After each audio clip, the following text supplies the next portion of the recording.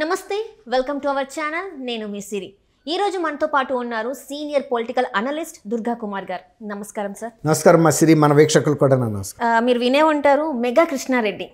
ఆయన ఏంటంటే చాలా పెద్ద వ్యక్తి. అంటే గత ఎన్నికల సమయంలో పార్టీలకు ఫండ్ ఇచ్చాడు అనుకుంటే ఏ పార్టీకి ఎంత ఫండ్ ఇచ్చి ఉంటాడు సార్ తను? మెగా కృష్ణారెడ్డి గారు అనేది మెగా ఇంజనీరింగ్ సంస్థ అధినేతమ్మ.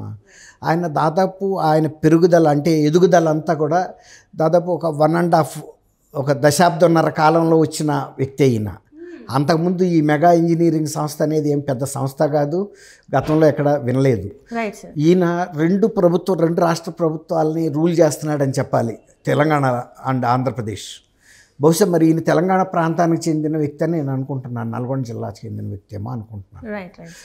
మెగా కృష్ణారెడ్డి గారు అంటే ఆయనకి చాలా బిజినెస్లో పార్ట్నర్షిప్లు ఉన్నాయి, ఇంక్లూడింగ్ ఎలక్ట్రానిక్ మీడియాలో కూడా ఆయనకి TV9 లాంటి సంస్థల్లో ఆయన భాగస్వామి. ఇది కాకుండా ఆయన ఇండియాలో ఉన్న ధనికుల్లో 54వ వ్యక్తిగా ఫోర్బ్స్ రికార్డులో రికార్డ్ అయ్యాడు. దాదాపు $4.05 మిలియన్ US డాలర్స్ వెళ్తున్నట్టు ఆయన మొత్తం ఆస్తి ఒక ఫోర్బ్స్ రికార్డు ఉంది. జగన్మోహన్ రెడ్డి గారు చీఫ్ మినిస్టర్ అయిన తర్వాత ఆయనకే ఇచ్చారు పోలవరం ప్రాజెక్టు. తర్వాత ఇక్కడ కాళేశ్వరం ప్రాజెక్టులో కూడా ఎక్కువ భాగం నిర్మాణాలు చేసింది ఆయనే, మెగా కృష్ణారెడ్డి గారే. అవి కాకుండా ఈ రెండు రాష్ట్రాల్లోనూ చాలా మేజర్ ఇండస్ట్రీ ఈ పనులు వర్క్స్ ఏవైతే ఉంటాయో, సివిల్ వర్క్స్ కానీ మెకానికల్ కానీ ఇవన్నీ కూడా. తర్వాత ఆయనకి ఎలక్ట్రిక్ బస్సులు తయారు చేసే సంస్థ కూడా ఉంది, మెగా ఇంజనీరింగ్ ఇండియా లిమిటెడ్ అని మెయిల్. ఇప్పుడు మీకు ఇక్కడ హైదరాబాద్లో కూడా ఆ బస్సులు తిరుగుతున్నాయి, ఎలక్ట్రిక్ బస్సులు ఎక్కువగా ఎయిర్పోర్ట్ కట్టి తిరుగుతూ ఉంటాయి. అట్లా ఆయన లేని రంగం లేదు ఇవాళ. అంటే చాలా పెద్ద పెద్ద పారిశ్రామికవేత్తలతో పోటాపోటీగా పెరిగాడు. మెయిన్గా ఇట్లాంటి ప్రాజెక్టుల్లోనే ఆయన బాగా సంపాదించాడు అంటారు. ఇప్పుడు మీరు అడిగింది ఏంటంటే పార్టీ ఫండింగ్ ఏ పార్టీకి ఎంత ఇస్తున్నాడని. ఆయన రెండు రాష్ట్రాల్లోనే కాకుండా జాతీయ స్థాయిలో కూడా ఆయన చాలా ప్రాజెక్టులు టేకప్ చేస్తున్నారు.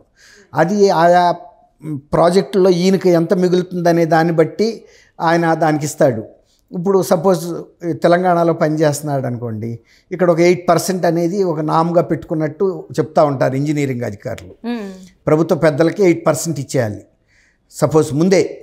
సపోజ్ ఒక కోటికి సంబంధించిన వర్క్ చేస్తున్నాడు అన్నాడు, 8 లక్షల రూపాయలు ఆయన పార్టీ పెద్దలకి ఇచ్చేయాలి, ప్రభుత్వ పెద్దలకి. ఇక ఇచ్చిన తర్వాత ఇక ఆయనకి ఏ రకమైన ఇబ్బంది లేకుండా చూసుకునే బాధ్యత అధికారులది. ఇక అధికారులకు ఇచ్చే పర్సంటేజ్ అనేది అది ఎస్టాబ్లిష్డ్ అయి ఉంటుంది, పర్సంటేజ్ డిపార్ట్మెంట్కి ఎంత ఇవ్వాలని. ఆ విధంగా ఎవరికి ఏది ఇవ్వాలో ఇచ్చుకుంటా పెరిగిపోతా వెళ్ళిపోయిన వ్యక్తి ఆయన. నిజానికి ఒక ప్రభుత్వానికి ఎంత ఇస్తే రెండో ప్రభుత్వానికి అంత ఇవ్వాలని ఏం లేదు. అక్కడ ఇంకా ఎక్కువ లాభం కనుక వచ్చింది అనుకోండి, ఆయనకి వాళ్ళకి తెలుసు ప్రభుత్వ నేతలకి ఇతనికి ఎంత మిగులుతుంది అనేది, దాన్ని బట్టి వాళ్ళకి ఫండింగ్ ఇస్తున్నాడు. అది ఇవాళ మెగా కృష్ణారెడ్డి గారి పరిస్థితి. అంటే ఒక కింగ్ మేకర్ లాంటి స్థానంలో ఉన్నాడు మెగా కృష్ణారెడ్డి గారు. సో అదే ఇప్పుడు మీరు చెప్పారు దశాబ్ద కాలంలోనే ఇంత పెద్దగా, దశాబ్ద కాలంలో ఏ రకంగా ఆయన కష్టపడి ఉంటారు సార్? అంటే కష్టపడితే డబ్బులు సంపాదించరమ్మా. కష్టపడితే సాయంత్రానికి ఒక 500-600 వస్తాయి. బాగా పొద్దున్నుంచి గడ్డపార పట్టుకుని తవ్వి చెమటలు కారిస్తే మళ్ళీ ఆ ఒళ్ళు నొప్పులు తగ్గటానికి ఒక క్వార్టర్ తాగాలంటే 200 వెళ్ళిపోద్ది, 600 మిగులుతుంది. ఇక 600తో మళ్ళీ కాపురము తర్వాత ఇన్ని ఉంటాయి కదా కష్టసుఖాలు. ఆడెప్పుడు జీవితం సంపాదించడమ్మా.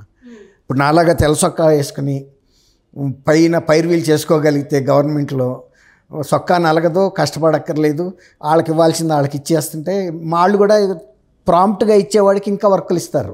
ఎందుకంటే రెండో కంట్రీ తెలవకుండా తీసుకెళ్ళి డబ్బులు ఇస్తున్నాడు అనుకోండి, ఆడేం ప్రచారం చేయడు కదా, డబ్బు పట్టుకుని నేను పలానా చీఫ్ మినిస్టర్కి ఇంత పర్సంటేజ్ ఇచ్చాను. అట్లా ఒక గుంపనంగా సాగిపోతుంది భార్యాభర్తల సంబంధం లాగా. కాపురంలో ఎప్పుడైనా బయటకు వస్తాయా గుంపనంగా సాగే, ఒకరోజు ఉండనాడు లేని రోజు కలిసి వెళ్ళిపోతూ ఉంటుంది. అట్లా అన్నమాట. వీళ్ళు ప్రభుత్వంలో ఎట్లా పనులు చేయించుకోవాలనే న్యాక్ తెలిసిన వాళ్ళు మాత్రమే జీవితంలో పైకి వస్తారు. అంతేగాని కేబుల్ తవ్వినాడు పెరగడు. ఆ కేబుల్ సంస్థలు ఉంటాయి చూసావా, ఇప్పుడు రిలయన్స్, అంబానీలు, అదానీలు, వాళ్ళు పెరుగుతారు. రోడ్డు తవ్వి ఒక 1.5 గజం లోతులో కేబుల్ వేసుకుంటూ వెళ్తే ఆడికి మిగిలేది ఏముంటుంది?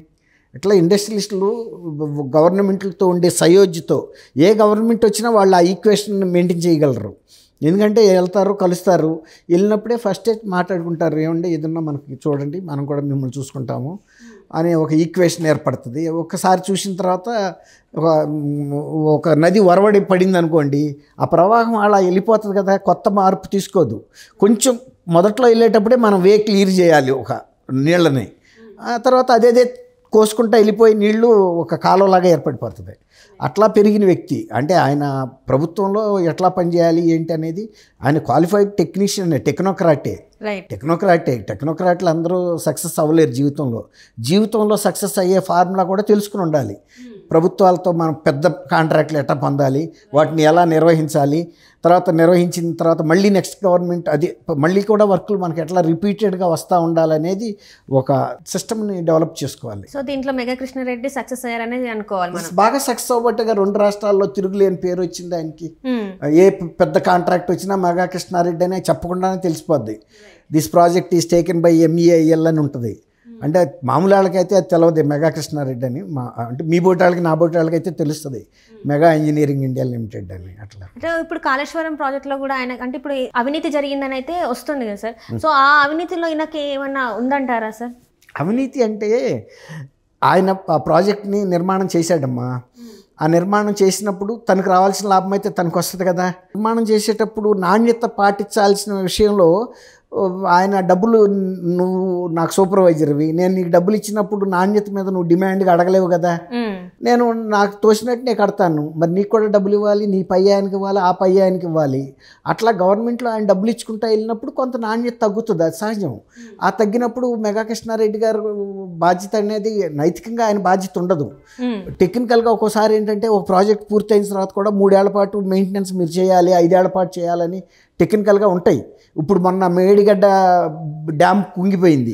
ఎలాంటి వాళ్ళు ఫస్ట్ రోజు ఏం చెప్పారు, మేము మాదే బాధ్యత, మేము 5 ఏళ్ల పాటు మాదే కాబట్టి మేమే చేస్తాము మా ఖర్చులతో అన్నారు.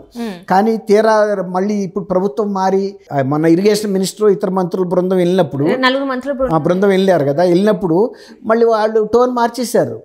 మేము ఎందుకు కడతామండి, మీరు వాళ్ళు అడిగారు ఎప్పుడు కడతారు, ఎప్పుడు మొదలు పెడతారంటే మాకు అవసరం లేదండి కట్టేది, మీ ప్రభుత్వ ఖర్చులతో కట్టుకోవాలి, మమ్మల్ని కట్టమంటే కడతాం అంతే తప్ప మా బాధ్యత కాదని టోన్ మారింది. మారినప్పుడు ఆయన వార్నింగ్ కూడా ఇచ్చాడు, మేము నీ మీద కేసు పెడతాం L&T మీదని. సరే L&T మీద కేసు పెట్టినా ఇంకో సంస్థ మీద పెట్టినా ఈ కాంట్రాక్ట్కి సంబంధించిన నియమ నిబంధనలు చాలా అంటే అంతర్జాతీయ స్థాయిలో ఉంటాయి. అంతర్జాతీయ స్థాయిలో ఉన్నప్పుడు తప్పించుకునే అవకాశాలు కూడా అంతా ఉంటాయి. అక్కడ ఎంత పెద్ద కాంట్రాక్ట్కి ఇంత బుక్ ఉంటుంది, అది ఆ బుక్లో ఈ టర్మ్స్ అండ్ కండిషన్స్ లాయర్లు ఎతికి వాళ్ళు తప్పించుకోవడానికి ఎన్నో అవకాశాలు అందులో ఎతుకుతారు. ఎతికినప్పుడు కోర్టులో కేసులు నడిస్తే తప్ప మేడిగడ్డ ప్రాజెక్ట్ అయితే పనిచేయదు. అప్పుడు రాక ఇంతలో ఇంకో 4 కొంగొచ్చు, ఇంకో బ్రిడ్జి కూడా డ్యామ్ కొంగొచ్చు. లీగల్ పోరాటం చేయడానికి కాదు కదా బ్యారేజ్ కట్టింది, రైతులకు నీళ్ళు ఇవ్వటానికి. ఈ పోరాటం చేస్తా కూర్చుంటే ఆడిదేం పోయింది, కంపెనీ వాడికి లీగల్ డిపార్ట్మెంట్ ఉంటుంది, స్టేట్ గవర్నమెంట్కి వీళ్ళు బయట లాయర్లకి ఇచ్చి ₹1 కోటి ఇచ్చి ప్రతి అపీరెన్స్కి సుప్రీంకోర్టులో పెట్టాలి. ప్రజలకి నీళ్ళు అందవు. సఫరర్స్ ఎవరు అల్టిమేట్గా ప్రజలు, రైతులు. అది ఇప్పుడు ఈ పెద్దాళ్ళు, ఈ పెద్ద పెద్ద ఇండస్ట్రియలిస్టులు ప్రభుత్వం లాబీయింగ్లో ఉండి వాళ్ళు లబ్ధి పొందుతారు, ప్రభుత్వంలో ఉన్న అధికారంలో ఉన్న నాయకులు లబ్ధి పొందుతారు, తర్వాత అధికారులు లబ్ధి పొందుతారు. ఆటోమేటిక్గా సివిల్ ఇంజనీరింగ్లో కానీ ఏదైనా డిపార్ట్మెంట్లో పర్సంటేజ్ అనేది ఉంటుంది. ఏఈకింత, డిఈకింత, ఈకింత, సిఈకింత, ఈఎన్సీకింత. ఆటోమేటిక్గా ఆ పర్సంటేజ్ బిల్లు చేయగానే డబ్బులు ఇవ్వాల్సిందే. ఇదంతా ఒక సమాంతర వ్యవస్థ. Right, thank you so much. Thank you అమ్మ సిరి, మన వీక్షకులు కూడా నమస్కారం.